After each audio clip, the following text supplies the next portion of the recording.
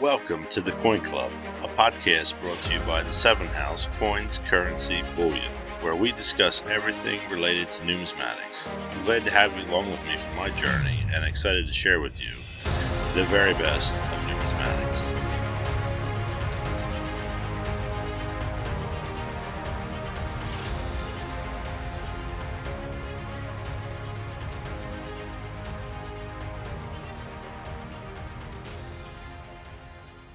Hello, all my coin collecting friends, and welcome to episode 21 of the Coin Club podcast. I hope you've all been doing well and enjoying the hobby. It's that time of year to be planning your calendars for all of the upcoming spring shows that are going to be taking place. Get in all the coin collecting fun before summer vacation starts and all of your other summer priorities take over. On a side note, how many gardeners do we have out there? I hope you've all planted your seeds for the summertime already. I've got a bunch that are already starting to come up. I have zinnias, sunflowers, tomatoes, onions, and hot peppers sprouting up all over the place. Really, if you don't have a green thumb but still love flowers, you could start your own collection of coins that feature flowers on them or fruits and vegetables. When you hear people say that anyone can get into the hobby of collecting, they truly are correct. Coins literally are minted with every type of design on them imaginable. So if you're a gardener, we have you covered, for sure. If you love trains, covered. Cats, you bet. Wild animals, plenty of those out there too. If you do collect a set of coins that is out of the norm, let me know. Send me an email at 7houseccb@gmail.com or send me a direct message on Instagram or Facebook. I'd love to hear what you collect, and it could possibly be a feature on the show at some point. Share your love of the hobby.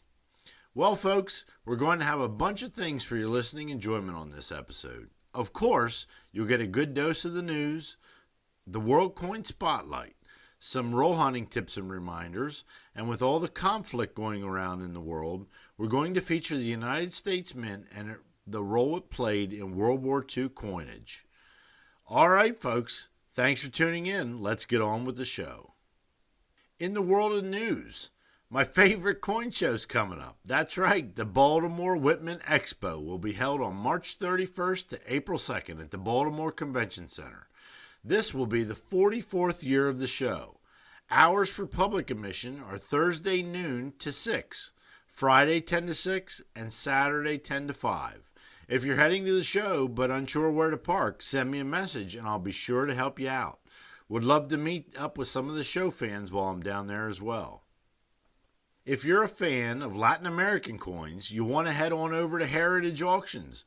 They have the Long Island collection of Latin American coins going on now through March 27th.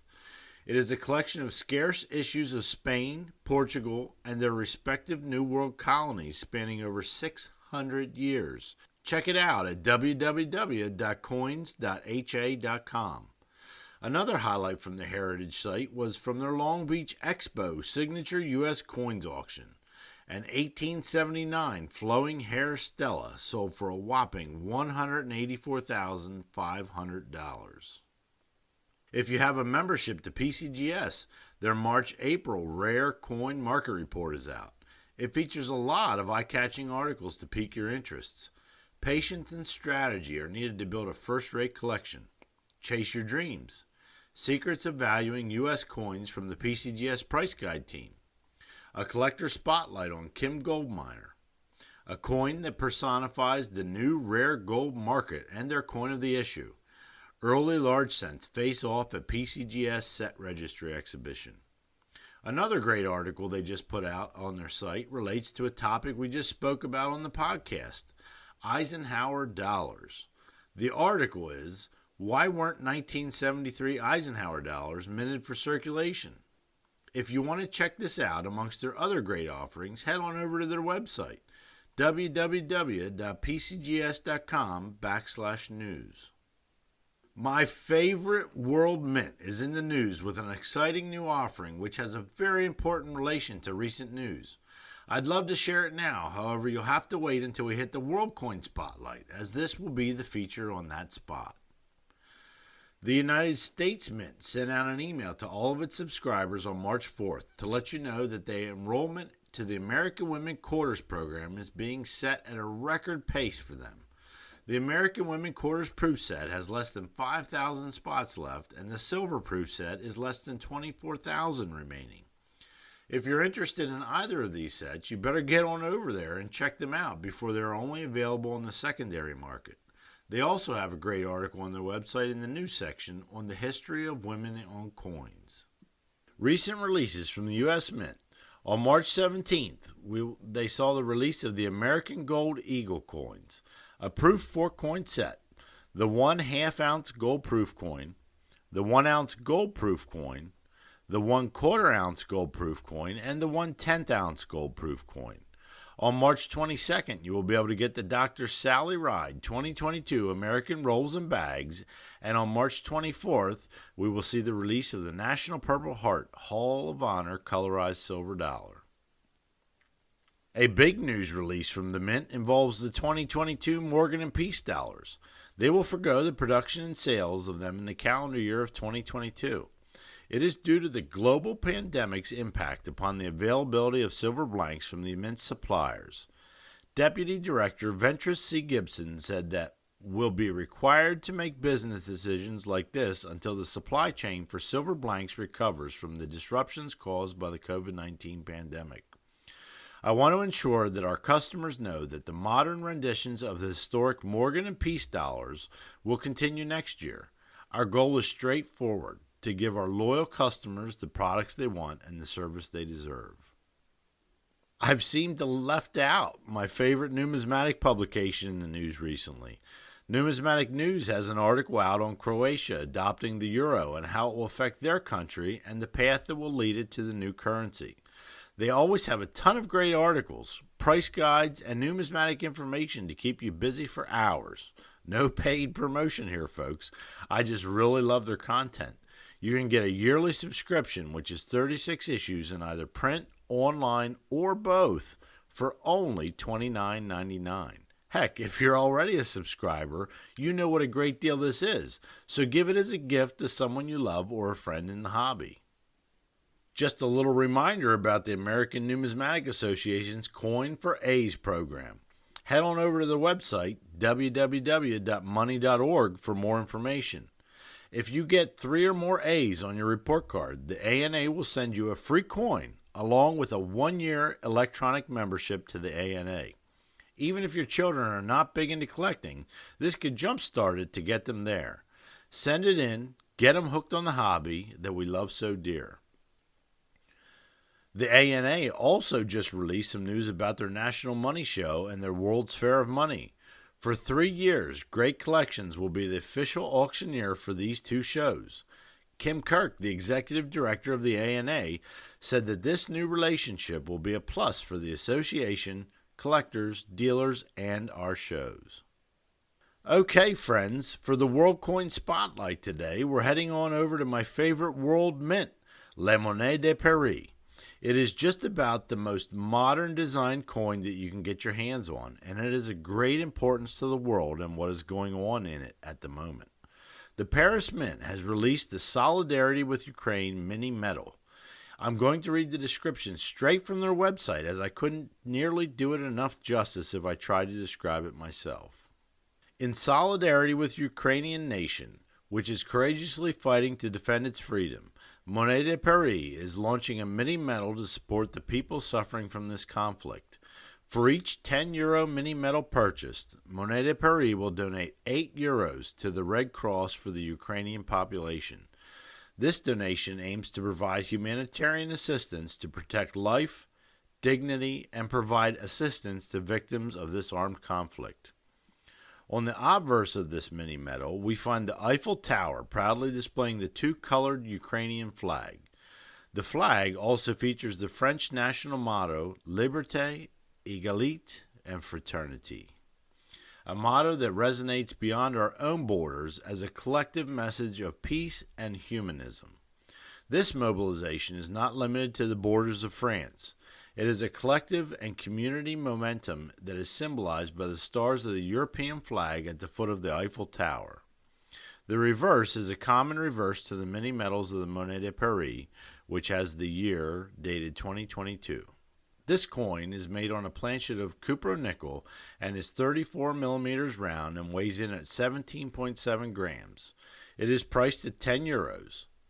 As soon as I saw this medal and what they were doing with the money, I got on their website and put an order in. To my dismay, I was only allowed to order one, so I also ordered an Olympic coin at the same time, since the shipping over here to the States was about €30.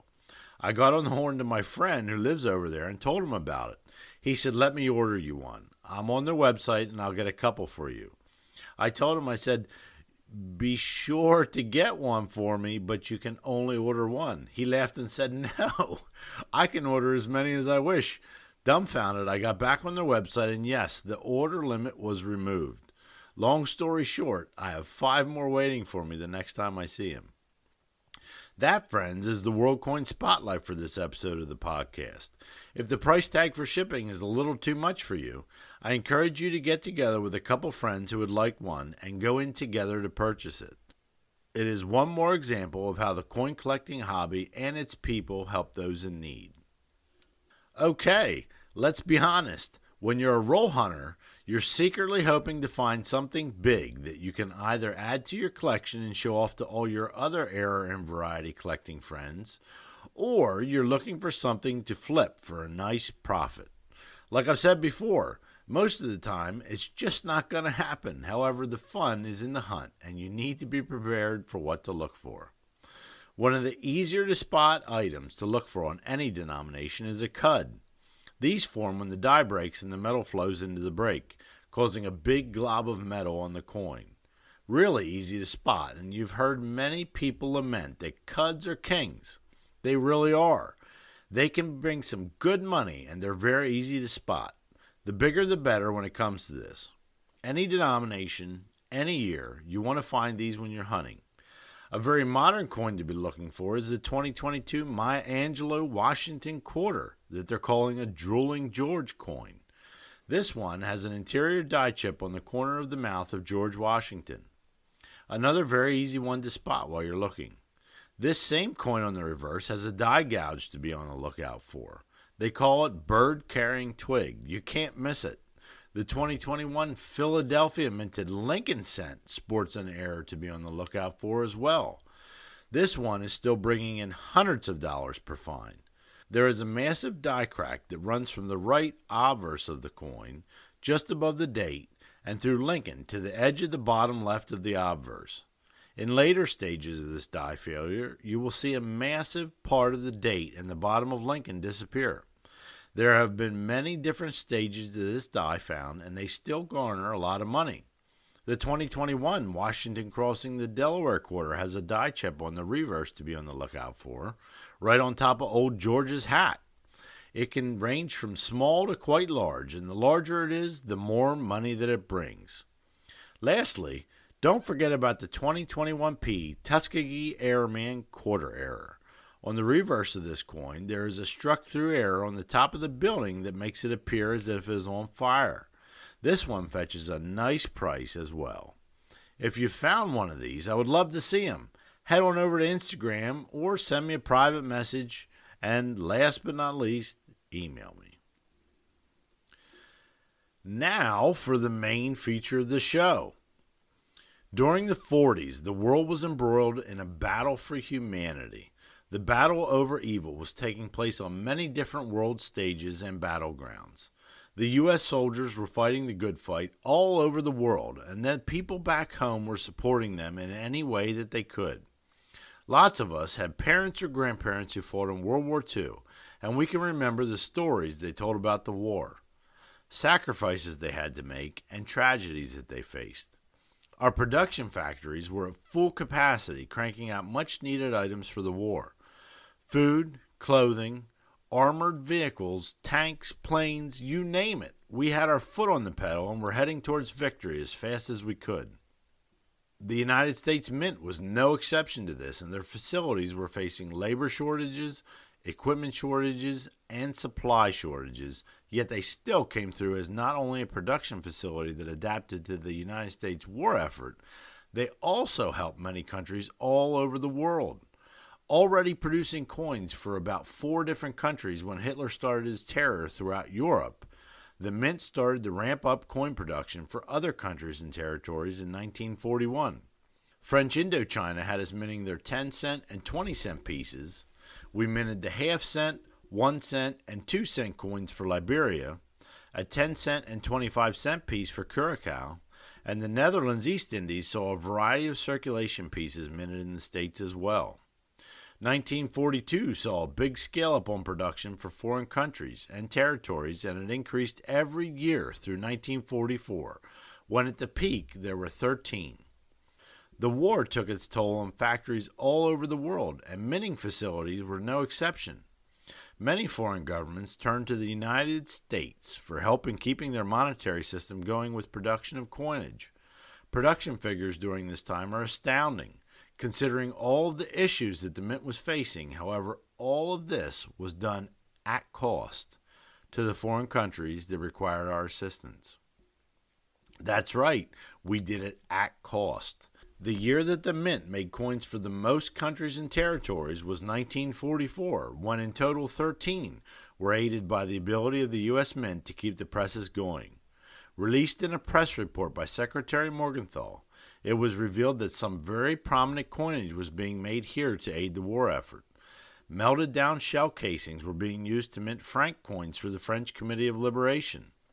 5 coins were minted for a newly liberated Ethiopia, which featured the Emperor Haile Selassie, who was said to have refused to bow to Benito Mussolini. We produced copper kronas for Greenland. Saudi Arabia requested our assistance with silver reals, and the Philippines leaned on us as well. You might be thinking to yourself that this ability of our mints to make foreign coinage happen fast and furiously over the span of the war years, but it did not. Way back in 1874, Congress authorized the mint to be able to make coinage for other countries. It was an okay for our mints to make coinage for any foreign nation who submitted an application by a process created by the Secretary of the Treasury. The country requesting assistance in minting must pay a set fee which needed the approval of the Treasury of the Secretary. This fee was set by the Director of the Mint. It was to cover the materials, labor, and all other costs associated with the production of the coinage they were requesting. On top of this, it must not interfere with the production of the coins made for the United States. All in all, during the war years, our proud mint cranked out coinage for the following countries: Australia, Belgian Congo, Belgium, Bolivia, Cuba, Curacao, Dominican Republic, Ecuador, El Salvador, Ethiopia, Fiji Islands, France, Greenland, Guatemala, Indochina, Liberia, Netherlands, Nicaragua, Peru, Philippine Islands, Saudi Arabia, and Suriname. Minting these coins required designs from their respective countries, approval and consideration of the laws surrounding their coinage in their own country, supplying to or purchasing metal from the United States, and a multitude of other considerations. On average, in 1944, the U.S. Mint, just for foreign coinage alone, consumed 15,000 tons of metal a year, 42 tons a day to be exact. In 1944, the total coinage for foreign countries was around 800 million coins, on top of over 3 billion coins that were needed for our own country. The mint stated that the face value of all foreign coins minted in the year of 1944 to be at $121 million. In today's money, that would be almost $2 billion. A truly incredible feat for a mint, struggling with their own problems of staffing and equipment shortages at the time. If you want a complete set of this wartime coinage, you're probably asking yourself where to start. Well, there's a ton of information out there, but I would push you to a great article I found at the NGC Collector Society. The U.S. Mint Goes to War. They got their data from an article written by Jeff Stark in an issue of Coin World. It is stated that there are 187 coins in this set, if you wish to pursue it, and they are listed in this article. The set was actually recognized by NGC in 2018 for the Most Informative Set Award. Through the years of 1939 to 1946, the United States Mint made a total of 3,847,119,512 coins for other nations in order to support the war effort. Through the years, our mint has struggled through some of its own tough times, its own battle through the Civil War, and various battles in Congress. But some of its proudest moments were in World War II, when the presses not only produced a record number of coins for our own country, they supplied coins to countries around the world to keep their financial well-being going, and coins in the pockets of their citizens. A truly monumental feat that was accomplished through hard work, determination on many fronts to end the nightmare of the Axis powers, and a will to be the best that they could be. The United States Mint producing coins for the world. Well, folks, I hope you enjoyed this episode of the Coin Club podcast. I was really glad to have you along with me. Remember to share the podcast with your friends. Visit and follow me on social media. You can find all those links at www.sevenhouseccb.com. Feel free to email me your questions or comments, and as always, I hope to have you along with me on the next episode of the Coin Club podcast.